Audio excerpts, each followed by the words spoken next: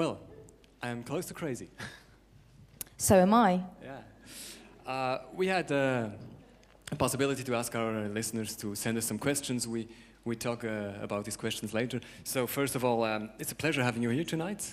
Thank you. You've been touring how long? A year? Well, it feels like it. I mean, I've been going backwards and forwards. I've been going home, once in a while, but pretty much most of this year, yeah. How long haven't you been at home yet? Well, no, I was home a week ago, but only for really. a few days. Yeah. So it's pretty manic. But you told us you're a bit tired. A little bit. Yeah, a little bit. But I can handle it. You can handle it? Yeah. Okay, that's fine. That's fine. So your new album, I got it here.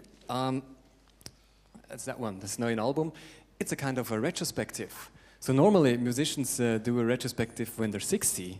Come on, you're 24. I feel like I'm 60. Oh, you do? Okay. No, I don't. You're 24. How is that, to do a retrospective with 24?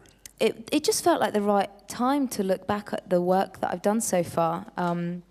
Mainly because I think, the 3 records that I've made have been, and I've mentioned it before, with Mike Batt, who's been an incredible influence on me and has been just as much part of the records as I have been. And he's also my manager in my record company, so we kind of decided for the creative collaboration to go on a pause at the moment. So whatever I'm going to be doing next is going to be different. And we just wanted to reflect back on the 3 records that we had such a good time with and, highlight all the best bits. Yeah, you also had hard times. I heard that you lost your voice for some days. How was that? Yeah, well, that happens, doesn't it? Just, I got...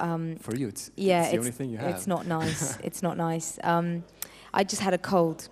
Just a cold? Well, it was a throat infection. Yeah. It was horrible. You got the cold on that oil platform where you did a gig? No, I didn't. No, that was like 2 years ago now. The gas rig performance. This is a world record gig that you did. This platform for performance yeah, was but there's 300 some meters. I don't know, 1,000 feet more 300, or less. Yeah. 300 meters underneath sea level.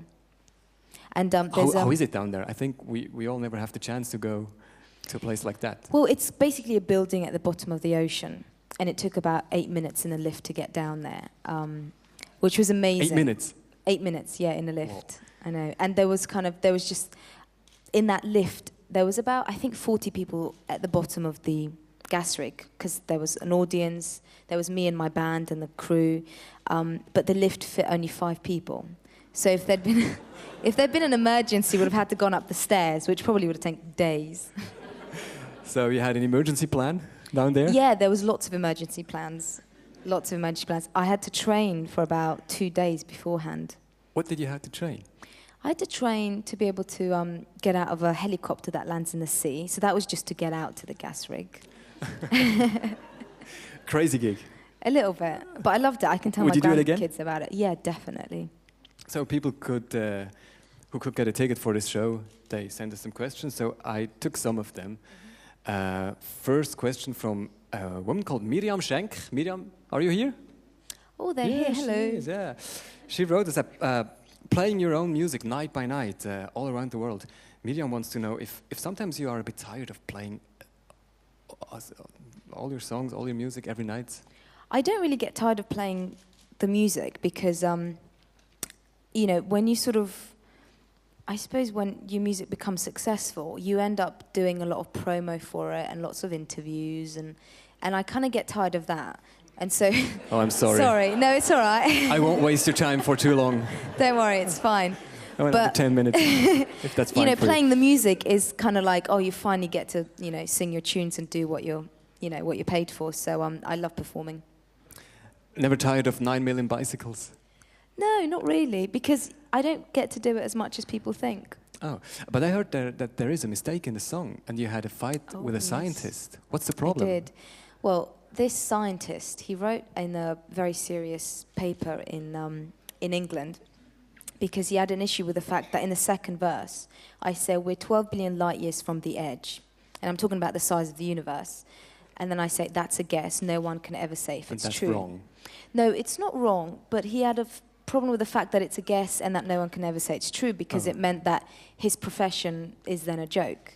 And so he wrote this huge article, and he even wrote his own version of the song lyrics that were correct. And it was something like, we're 13.7 billion light years from the edge of the observable universe. Okay. And that's a good estimate. Fit. No. And as long as I can guess, I'll be with you. And I sang his version, and he didn't like it.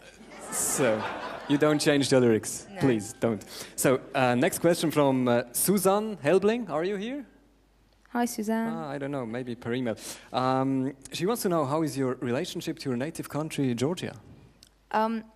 Well, it's my home country, so my relationship with it is, my family's still there, apart from my immediate family. I speak Georgian at home. My mum does a lot of Georgian cooking, and I try and go back every year. You don't sing in Georgian? Actually, yeah, I do. You do? Sometimes how does it sound, this language? Okay, well, გამარჯობათ, მე მქვია Keti. და ეხლა ვიმღერე რამოდენიმე სიმღერები. That's like Swiss German. Yeah, lots of khas. Well, it's similar. Yeah. That's why you're so often here. Yeah. not here, but I think it's the 11th or 12th concert in Switzerland. So. Is it really that many? Yeah, it is. Wow. Your manager counted. I don't know. But what do you like more? You played just around the corner in the Hallenstadion. It's a huge hall. Mm-hmm. I think twice, and or in front of this audience where you're just so close. What do you prefer? I think I like the diversity of doing both, because when I used to do small gigs, I used to be petrified of doing big halls. And now that I've done quite a few big halls, I love the energy in like a massive stadium. But then also I sometimes miss the more intimate venues. So it's nice to do both. Okay. Now, next question from Philipp Gasser. Philipp? Hi. Say hello to Katie here. He wrote us many questions, but have you ever forgotten some of your own lyrics live on stage? Oh, yes. What do you do? Definitely. You do the trick where you sing the first verse again, or whatever it is you've forgotten, you replace it with something similar, or you just kind of, I don't know, you just get through it. That's the best thing. You know, there's ways of making it happen that the audience don't notice, unless everyone knows the lyrics, and then you're screwed. But you don't write them on the floor. You don't write them here on the floor. Sometimes I do, yeah. But you know, it's not only lyrics you've got to remember. You've got to remember the chords of a song, and also what happens next, you know. So there's a lot of stuff to remember. Maybe the guitar player shouts the lyrics. Yeah, I've had that before. You had that before? Definitely, yeah. Martin Schwarzwälder. Martin, are you here? Hi, say Martin. Hello. He's asking what made your breakthrough possible except your outstanding voice? Was there something that really was the point? I think it's definitely a combination of things. You know, when an artist is successful, I think talent, yeah, that has to be the key, and you can't really do it without that. But it's also absolutely essential to have the right record company. And that means people that really support your music and are passionate about it and have a good experience of getting it out there and getting it heard. You know, because, you know, you could be Beethoven, but if no one hears your music, then it's not going to be successful. So I reckon it's a combination of talent and the right people around you. Maybe the right moment at the right place. Yeah, of course, luck. I mean, but luck is everything. Yeah. Luck is also finding the right record company and finding the right manager, and yeah, all of it. Yeah. So Andrea Brandley. Hi, Andrea. Hello. Far away. She wants to know if you have a favorite song in your repertoire. No, not really, but sometimes they do change. You know, so sometimes I love singing Lilac Wine, the first song that I sang today. Other times I love singing the piano tune, What I Miss About You. And then sometimes, like, for example, What I Miss About You, I sometimes play that on the guitar. And so if you change how you arrange a song or how you play it, then, you know, it sort of either becomes your favorite or doesn't become your favorite. So it kind of changes. And she also wants to know how do you relax after for example, a long tour like we just had?